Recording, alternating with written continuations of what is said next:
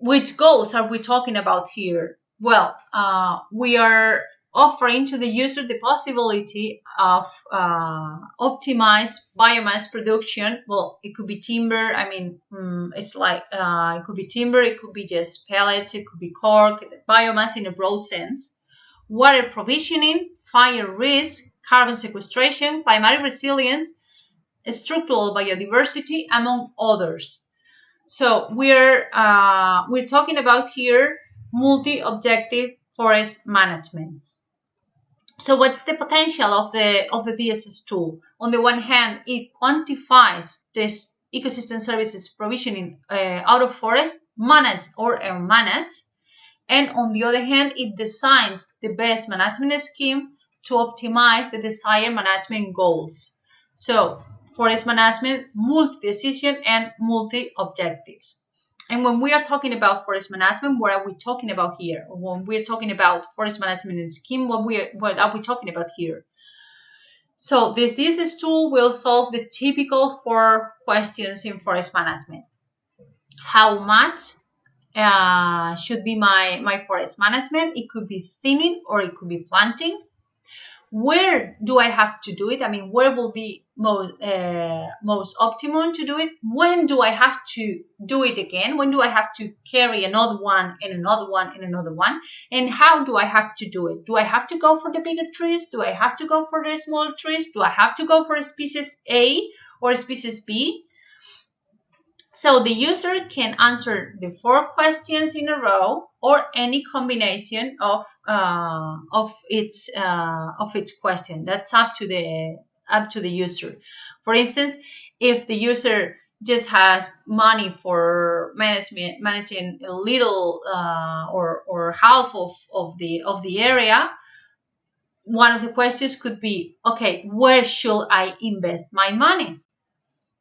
And or I have money for everything, so maybe where is out of the question. I don't know. It is just it is quite flexible in this sense.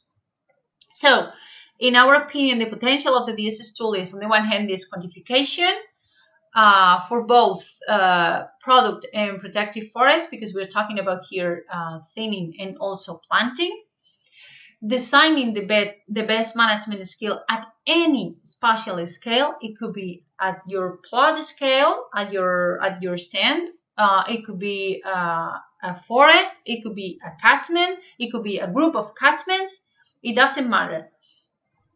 So it brings us to the next potential, which is landscape management and planification according to the different ecosystem services provisioning of the different parts of the landscape, water resources planning, carbon sequestration designs. That is really, it's been a bit fancy now in the EU, like these carbon farming schemes. So it can help you to design that. And of course, forest adaptation to climate change. This DSS tool works at any spatial interpolate scale. It can work with up to 5 management goals at the same time. We don't recommend that. I mean, 5, it becomes quite complicated. So we recommend to work with up to 4 at the same time, but the user can do up to 5. Even if you're not choosing any ecosystem service in order to be part of the optimization, the DSS tool will always give you the information of all the ecosystem services that is calculated, even if it's not playing any role in the optimization.